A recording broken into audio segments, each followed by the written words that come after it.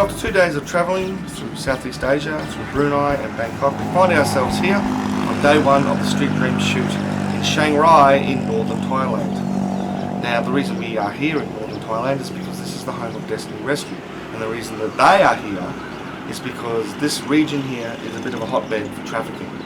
To our east and to our west by about 60 or 70 kilometres is Laos and Burma, where a lot of the stuff goes down. We're excited and yet pretty scared to see what we're going to find in this issue of human trafficking, but we certainly put ourselves in the right place to do it. So that's day one of the video diary.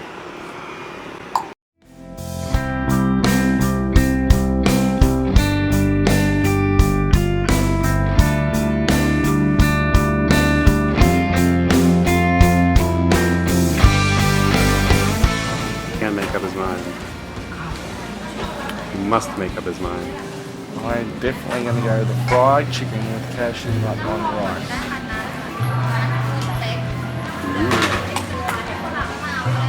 It's awfully good. If it's that big, I might have to order two. Very fat Aussie appetite.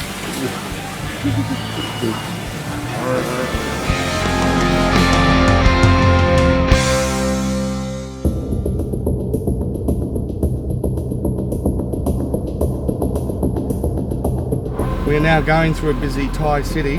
We're tailing Tony, one of his team members. We're going to go offer 3 girls a chance to be rescued, get them out of the brothel industry. This is a very sensitive moment. This is kind of the big moment. So we're just holding back a little bit so the girls don't see us and be distracted while they get onto the serious business of offering new life to these girls.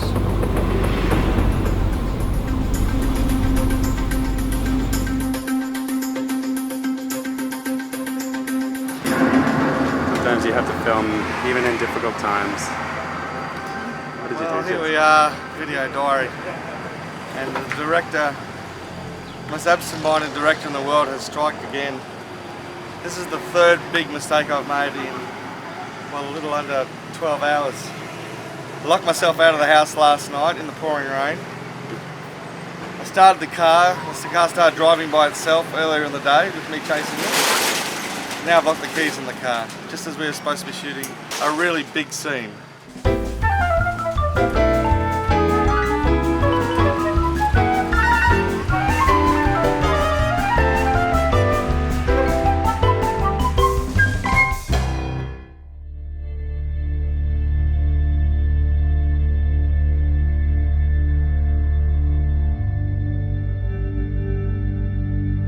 Alrighty, so this is day 4 or 5, I'm not sure now, I've lost count, for video diary. And up here in northern Thailand, we've started visiting some of the clubs and karaoke bars with the team from Destiny Rescue. Last night we went to 3 here in this small town, and we were seeking to track down 5 girls who we believe were in the target age group, which is under 18. So we were quite successful. I think I located around 3 or 4. So what will happen then in the next couple of days is they will come back and contact these girls and offer them a chance to leave. The experience is a weird one. It's part party, part celebration, and yet it's a masquerade because we're pretending to be interested in them sexually and they're pretending to be interested in us sexually. And yet in the end, a common agenda will arise, which will be to get these girls out and have a good life. And that's definitely what the girls will probably want, because they keep finding them and they keep offering them way out, and they keep saying yes. Yesterday, I think they had 5 girls who pretty much stepped out of the industry and walked into Destiny Rescue's home. So girls don't want to be in this industry, and it's great to be part of the group that gets them out. So we're going to find out what's going to happen this couple of days. Keep you in tune. This is the Bray train signing off from northern Thailand.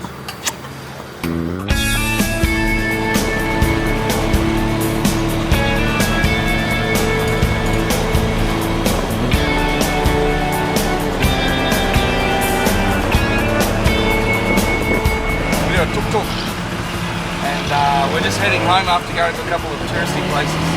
The young man has offered us this.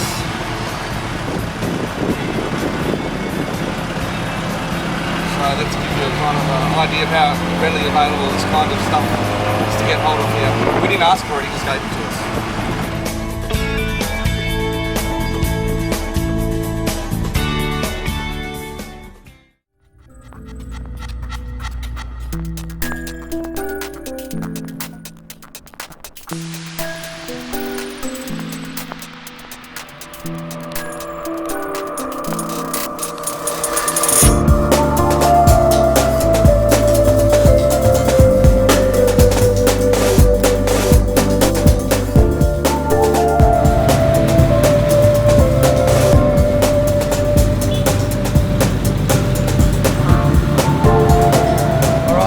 After a week and a bit in Thailand, we finally come across here to Phnom Penh, the capital of Cambodia.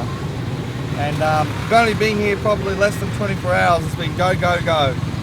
Interviews, slums, and checking out the nightlife. It's a pretty crazy place. Hopefully we can get a little bit of time to sit back and smell the roses a bit to appreciate the culture.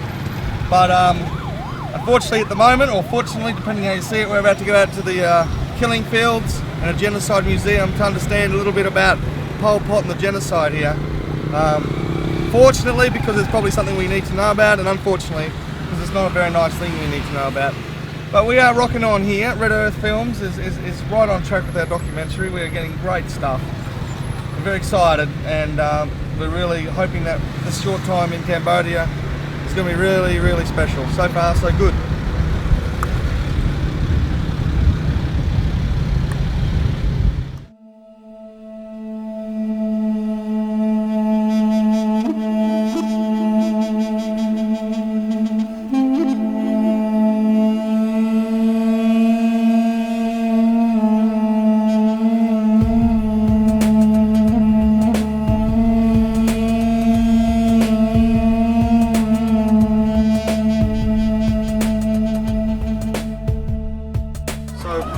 People often wonder in a situation in Southeast Asia how people can sell their children and how people can do terrible, terrible things like that. But you come here and you see the poverty and it changes everything. It changes, it must change the way these people think and the way they feel. And seeing things like human trafficking and prostitution almost seem to be more desirable than living in a place like this. You know, you can imagine that if you make the choice between living in a slum like this, or being a prostitute in a reasonably nice, clean bar, you know, the bar becomes a more and more viable option, doesn't it?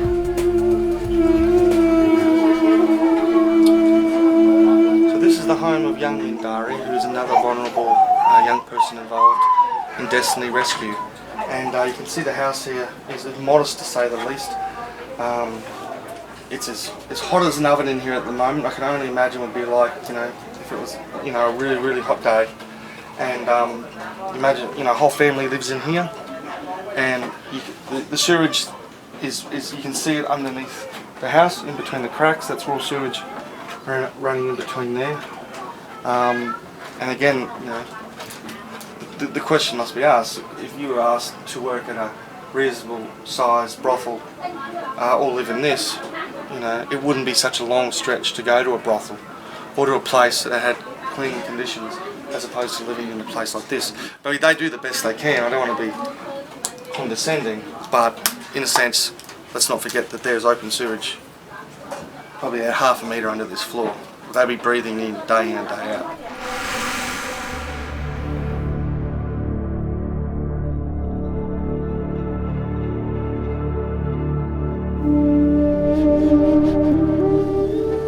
It's probably worth noting that people here don't exactly want to live in a situation like this. They are always trying to improve their situation. They're always trying to build drainage. They're trying to create better homes. They're trying to lift the standard. They don't have the money to do that very well, and often rain and all kinds of things come along and undermine that. So they can never quite get ahead as much as they like. But they're trying to increase the standard of living all the time. By simple little things, just had the resources to do it.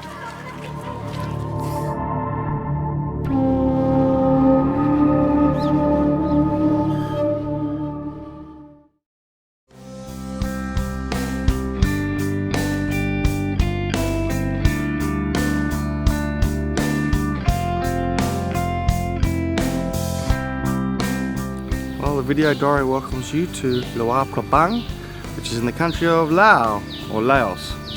Now of all the countries we've gone to, this one is by far the most exotic and the most isolated. And we're here basically for two reasons. Number one, for the end to slavery ride that Destiny Rescue is running. We're also here because a lot of the girls we've met in clubs actually are Laos. They're from this area, so this is an important part of the story. And if you look around here, you can see that everything's actually quite modest and quite basic. There are lots of tourists here, but nonetheless you look past the main street and you can see people working in a very old-fashioned way, you know, with horses and carts and, you know, paddling across the river on canoes. And so there's probably a lot of poverty here.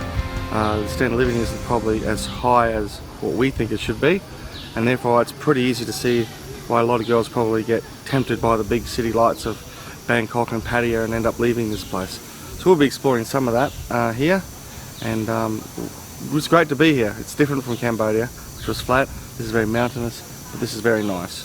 So that's the end of this video diary from Laos. See you in maybe Bangkok, maybe Thailand, maybe the Philippines.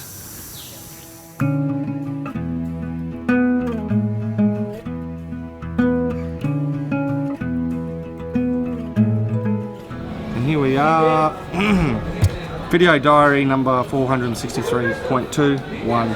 Here we are in Manila, the Philippines.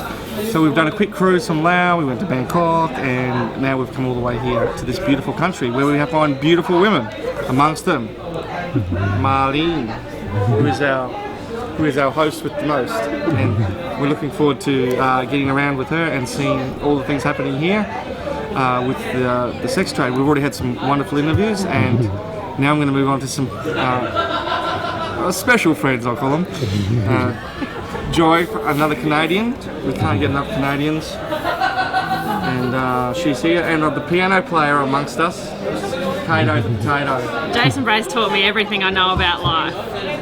All the important things. So we're ready to go. The girls here to rock and roll with their own splendid style of music and to share with the girls.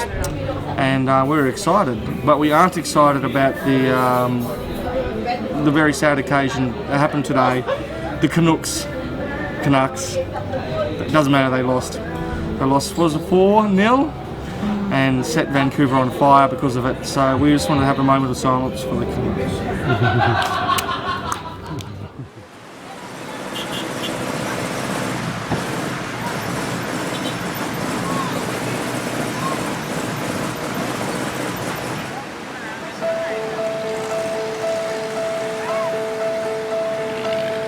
Red lit stage,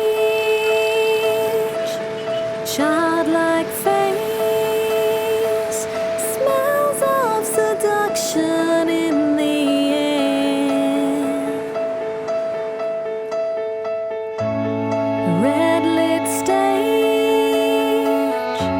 she takes her place, eyes of seduction sit and stare. Stage bar, and today's day we're filming Remember 7 Films, its first film clip.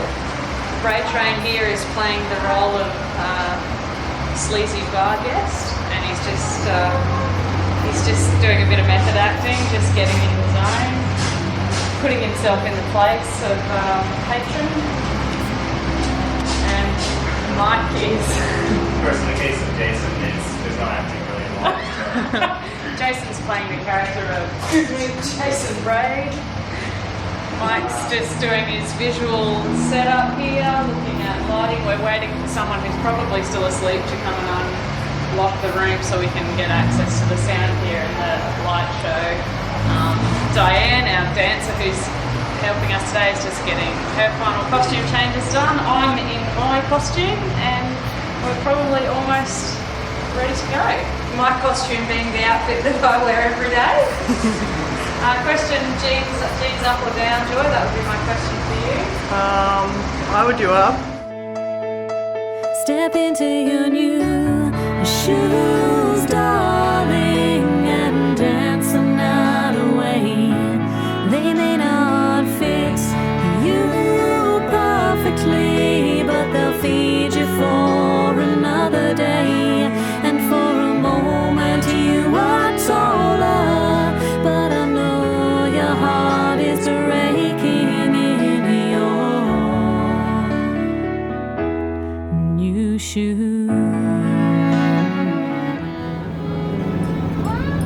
it.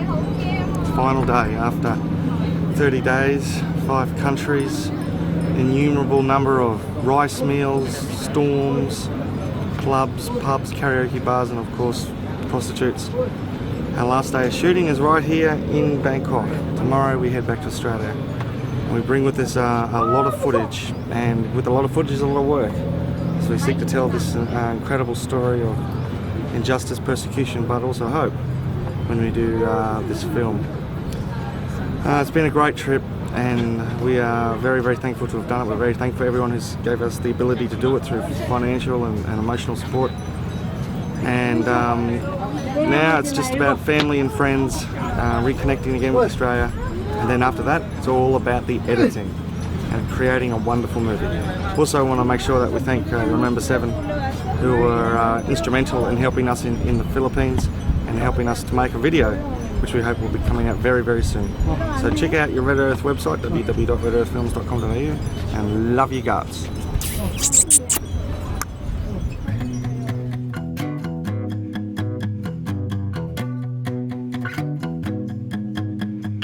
Say the prayer and get better, leave the sin, not the weather, just trying to stand.